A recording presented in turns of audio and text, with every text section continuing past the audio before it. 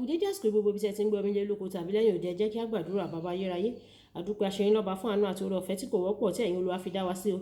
Àtúrí ọjọ́bọ̀ mìíràn nínú oṣù àṣepé o. Ògo ìyìn àti ọlá ní fún orúkọ yín. Ọ̀rọ̀ náà tí a gbọ́ lé ní kó ṣe ayé àti ọkàn wa ní rere, kó má ṣe lòdì sí wa ní ọjọ́ ìdájọ́, nítorí tí a gbàdúrà ní orúkọ Jésù Kristi Olúwa wa. Àmín àmín ní orúkọ Jésù. Ìwé ọ̀run ṣíṣí tí a ti ọwọ́ olùṣọ́ àgùntàn yín náà kọ Adéjàre Adébóyè kọ. Èní ọjọ́bọ̀ ọjọ́ 11 oṣù keje. Àkòrí tí a ó gbé yẹ̀wò sọ wípé òfin ìsinmi. Òfin ìsinmi. A mú àkọ́sórí wa nínú ìwé Hébérù orí ìkẹrin ẹsẹ̀ ìkẹwàá. Orí ìkẹrin ẹsẹ̀ ìkẹwàá. Nítorí pé ẹni tí ó bá bọ́ sínú ìsinmi rẹ̀, òun pẹ̀lú sinmi kúrò nínú iṣẹ́ tirẹ̀, gẹ́gẹ́ bí Ọlọ́run ti sinmi kúrò ní tirẹ̀.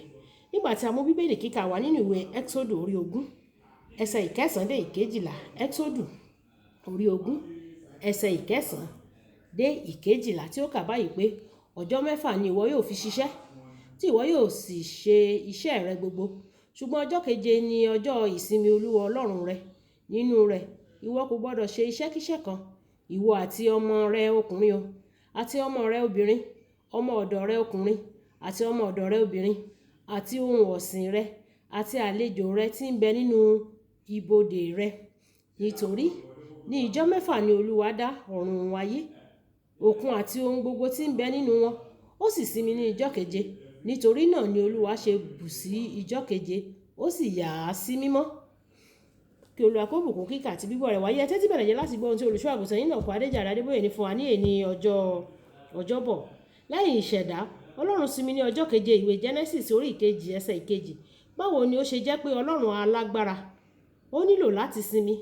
Kò nílò láti sinmi, kò lè rẹ̀ láíláí. Tí ó bá ti rẹ̀ ni, a jẹ́ pé yóò ti rẹ̀ ẹ́ ó kéré tán ẹ̀ẹ̀kan ní gbogbo àwọn ẹgbọ̀rún ọdún tí ayé ti wà. Orin Dáfídì orí 121 ẹsẹ̀ ìkẹrin sọ pé kì í sùn bẹ́ẹ̀ ni kì í tòògbé. Nítorí náà sísinmi ní ọjọ́ keje kì í ṣe fún Ọlọ́run o, bí kò ṣe fún wa. Ó fi ìdí òfin kan múlẹ̀ tó yẹ kí a máa tẹ̀lé fún àǹfààní ara wa. Òfin ìsinmi. Ẹ́kísódù orí ìkẹrìnléníọgbọ̀n ẹsẹ̀ ìkọkànléníogún. Òfin ìsinmi jẹ́ ohun tí o nílò láti múlò lórí ilẹ̀ rẹ, ẹran ọ̀sìn rẹ àti òṣìṣẹ́. O kò gbọdọ̀ jẹ́ kí òṣìṣẹ́ rẹ kí ó ṣiṣẹ́ fún ọjọ́ 7 ní ọ̀sẹ̀ kan. Wọ́n gbọdọ̀ ní ó kéré tán ọjọ́ kan láti sinmi, kí a sì tù wọ́n lára. Ẹ́kísódù orí ìkẹtàléníogún ẹsẹ̀ ìkejìlá. Èyí ṣe pàtàkì fún wọn láti lè ṣiṣẹ́ dáradára ní ọ̀sẹ̀ tó tẹ̀lé. Bákan náà, ìwọ yóò rí èrè tó dára jùlọ lórí oko rẹ tí o bá fi sílẹ̀ láti sinmi fún ọdún kan nínú gbogbo ọdún méje. Lífítíkọ̀ orí ìkarùndínlọ́gbọ̀n ẹsẹ̀ ìkẹrin. Ó jẹ́ òfin tí yóò ṣe èrè rẹ̀, òfin tí yóò sọ èrè rẹ di púpọ̀ gidigidi.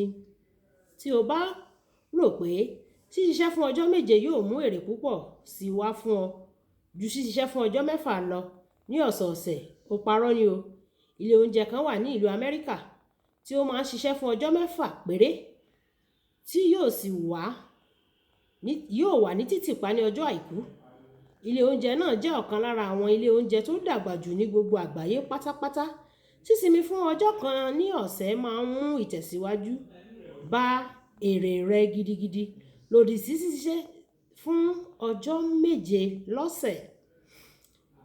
Iṣẹ́ ṣíṣe léraléra láìsinmi yóò bá ìlera ènìyàn jẹ́ o. Ọ̀pọ̀ àwọn ènìyàn ti kú nítorí wọn kò sinmi bí ó ṣe yẹ kí wọ́n sinmi. Lòdì sí òfin yìí ó lè mú ewu ńlá bá ìlera àti ẹ̀mí ènìyàn. Mo sọ fún ọ̀kan nínú àwọn ọmọ mi nípa òfin ìsinmi. Ó sì wò mí bí ẹni pé kó sọ fún mi pé ǹjẹ́ ẹ̀yin gan máa ń sinmi bí? Mo sọ fún un pé mo máa ń sinmi o, bí ó tilẹ̀ jẹ́ pé òun kò lè mọ̀.